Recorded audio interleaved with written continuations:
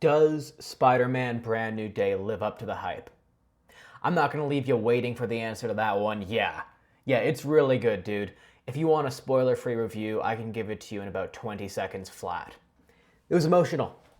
It was really emotional. The action scenes were incredible. The way they brought in other characters from the universe to make it feel interconnected. Oh my god, dude. So good. It's like we're back to the prime of the MCU where every character from all these different movies are all crossing over. So much fun, and it's not forced, it's all very natural, and the characters, the cast, they all did an incredible job. I absolutely loved it. Now, I'm going to get into spoilers, so if you don't want any of those, it's time for you to leave. I've given you your fair warning, and now we're going to get into spoilers. Okay, let's get into it. Jean Grey. Dude, I love Jean Grey.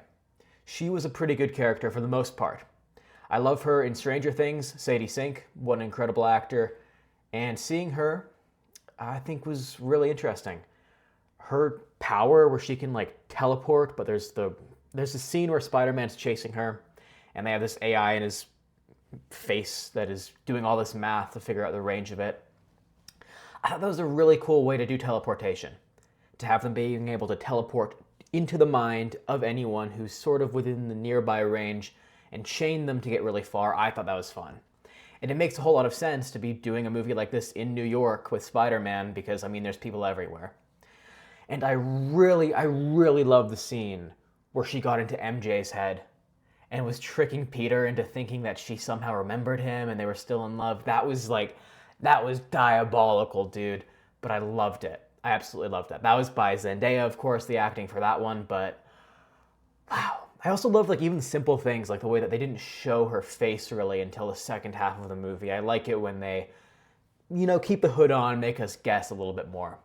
She's very interesting. I will say some of the lines got pretty corny when she started dictating her philosophy to us, the viewer. Nobody likes me. Nobody understands how hard it is to be like me.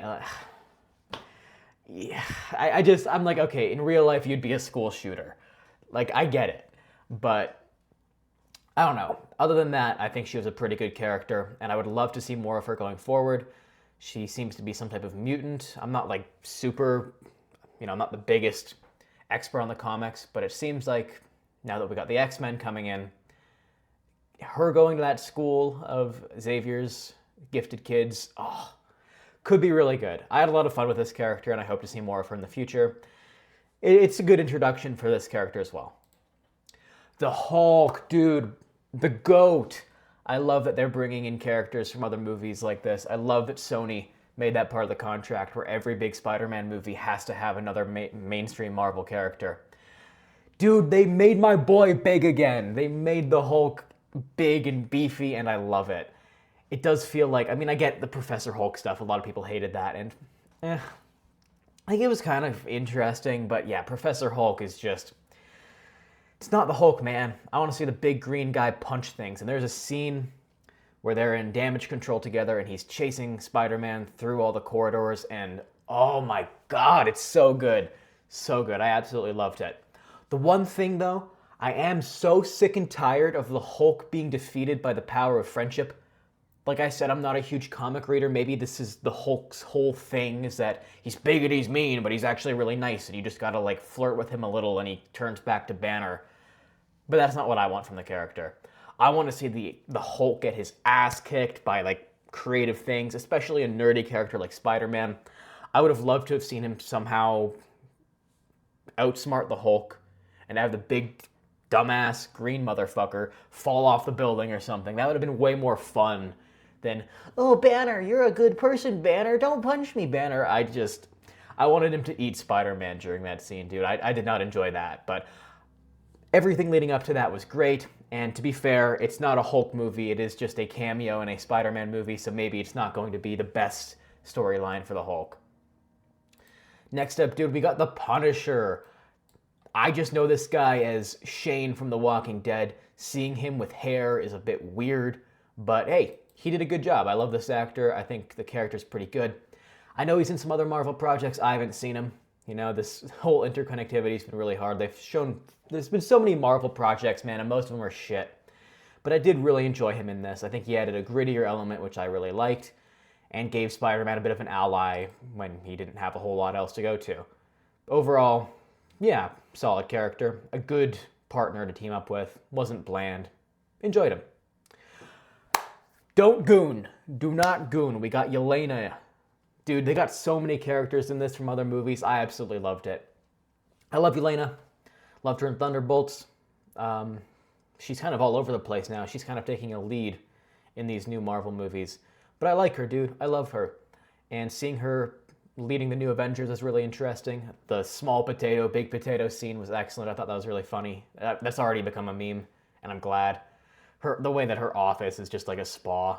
And the way that Spider-Man, when he goes in to take a bath with Yelena and he's just keeping on the friggin' mask, that got me laughing.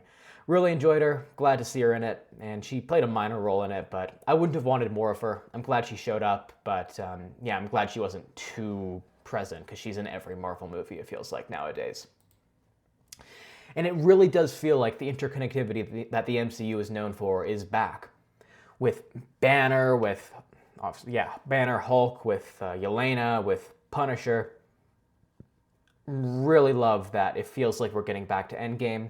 Feels like we're getting back to the OG Avengers. And even just that era of Marvel where characters would cross over like it was nothing.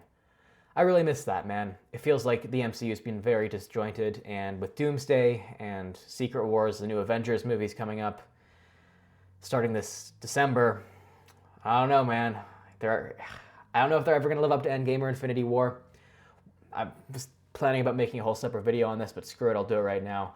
One interesting theory I heard is that this is not like an Endgame level thing. It's instead just an origin story for Doctor Doom. If that's what Doomsday is in December, I could get behind it. I think it could be really good. But I am getting back to Spider-Man. I do really enjoy that there are multiple characters crossing over, and it does feel like they are sharing a universe again, which we haven't seen from Marvel. We haven't seen them do that effectively in quite some time now. Spider-Man's new powers, dude. Oh, I love this part. I really love this whole arc where Peter's like very isolated from Zendaya and Ned, and he's just, I don't even know her name. MJ? I guess it's MJ. I just call her Zendaya. But dude, the way that he's like becoming more in touch with his spider self and less in touch with his human self, I think that's a very relatable storyline nowadays. I mean, a lot of people these days are dealing with isolation, and so seeing it explored in this way and seeing it physically presented was very interesting. And also just seeing Spider-Man as a result of kind of losing touch with his human side, becoming more powerful, getting the organic webs, so freaking good, dude. I love that part. And seeing him at the end when he's fighting damage control, when he's fighting those ninja things, and he's able to break through the device specifically designed to fuck him up. Oh, loved it, man. Loved it. All around, just good shit.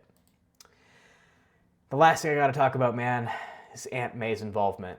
I'm glad they brought her back. At first I was a little conflicted. I was like, just leave her. She's dead. Move on. But I do think this was good. Brand New Day is the beginning, I hope, of a new trilogy. And to kind of talk about her and his relationship with May and kind of close that book did add to the emotion of this film. Seeing Peter go through the heartbreak of losing both MJ and Ned and being completely isolated was... man, it actually hit me. But using May as the character who helps him get through it and ultimately helps Jean Grey get through it, I think that was a fun way to bring her back. I hope they don't do it ever again. I think if they started overusing May, that would be kind of crappy, but I do love this character, and I mean, yeah. Spider-Man Brand New Day absolutely lives up to the hype. What an incredible movie. Somehow, Marvel will just pump out stinker after stinker after stinker, and then they'll put out a new Spider-Man movie, and somehow it's always good. So yeah, I'm not surprised that this is one of the biggest movies of all time. And yeah,